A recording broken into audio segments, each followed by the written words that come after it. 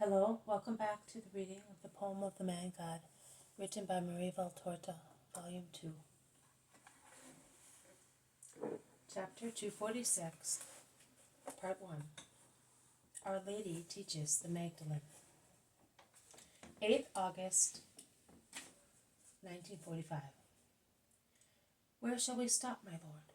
Asks James of Zebedee, while they are walking through a gorge between two hills, the sides of which are cultivated and green from foot to top. At Bethlehem in Galilee, but during the warm hours we shall stop on the mountain overlooking Meribah. So your brother will be delighted once again seeing the sea. And Jesus smiles. He then concludes, we men could have gone farther, but we have the women disciples following us, and although they never complain, we must not tire them excessively. They never complain, that is true. We are more inclined to complain, agrees Bartholomew. And yet they are less accustomed to this life, says Peter. Perhaps that is why they live it willingly, says Thomas. No, Thomas, they do it willingly out of love. You may be sure that neither my mother nor the other housewives, such as Mary of Alphaeus, Salome, and Susanna, leave their homes willingly to come along the roads of the world and among people. And Martha and Johanna, when also the latter will come, not being accustomed to such fatigue, would not do it willingly if they were not urged by love. With regard to Mary of Magdala, only a mighty love can give her the strength to undergo this torture, says Jesus. Why did you order her to come then, if you know it is torture? Asks the Iscariot. It does no good to her or to us.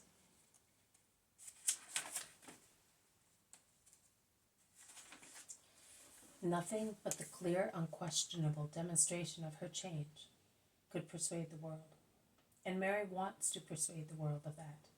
Her separation from the past has been complete. It is complete. That is still to be seen. It is early to say so. When one gets used to a certain kind of life, it is difficult to part with it. Friendships and nostalgia take us back to it, says the Iscariot. Are you feeling nostalgia then for your previous life? Asks Matthew. No. I was just saying, man. I love the Master, and, in short, I have within me the elements that help me to be steadfast in my purpose. But she is a woman, and what a woman! And even if she were very firm, it is never pleasant to have her with us. Should we meet some rabbis, priests, or important Pharisees, you may rest assured that their comments might not be pleasing. When I think of it, I blush in advance. Do not contradict yourself, Judas. If you have really broken off with your past, as you say, why do you regret so much that a poor soul should follow us to complete her conversion to God, to good? Out of love, Master. I do everything out of love too, for you. Improve your love then. Love, to be really such, must not be exclusive.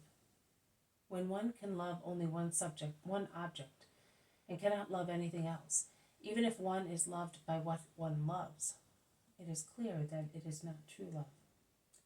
Perfect love loves, with due gradation, all mankind, and also animals and vegetables, stars and water, because it sees everything in God. One loves God, as is proper, and one loves everything in God. Be careful. Exclusive love is often selfishness. Endeavor, therefore, to love everybody else out of love. Yes, Master. The subject of the discussion is in the meantime proceeding beside Mary with the other women, and she is unaware of being the cause of so much talk. They reach and go through the village of Jaffa, but none of its citizens shows any desire to follow the Master or detain him. So they proceed, and as the apostles appear to be worried about the apathy of the place, Jesus endeavors to calm them. The valley runs in a westward direction, and another village can be seen lying at the foot of another mountain. This village, which I hear being called Meribah, is also unconcerned. Only some children approach the apostles while they are drawing water from a clear fountain leaning against a house. Jesus caresses them and asks their names, and the children ask his, who he is and where he is going.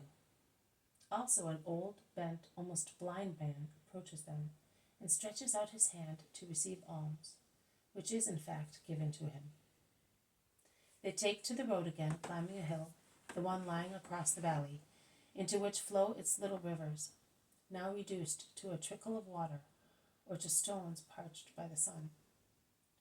But the road is good and runs through olive groves first, and then through other trees, which intertwine their branches and form a green gallery over the road. They reach the top, which is crowned with a forest of rustling ash trees, if I am not mistaken. And they sit down there to have a rest and some food. And while eating and resting, they enjoy a delightful sight, because the view is beautiful. With the Mount Carmel chain on their left to the west. It is a very green mountainous chain, in which all the most beautiful shades of green are present.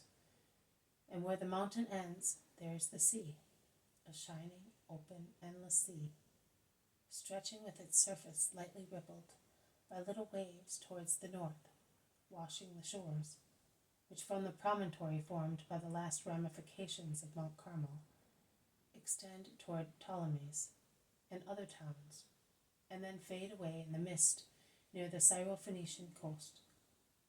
It is not possible to see the sea south of the Carmel promontory, because it is hidden by the chain of mountains, which is higher than the hill where the apostolic group is gathered.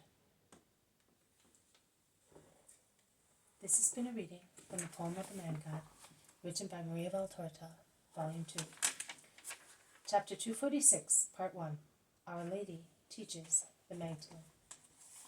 Thank you for listening. I will see you tomorrow. May God bless you, and may peace be with you.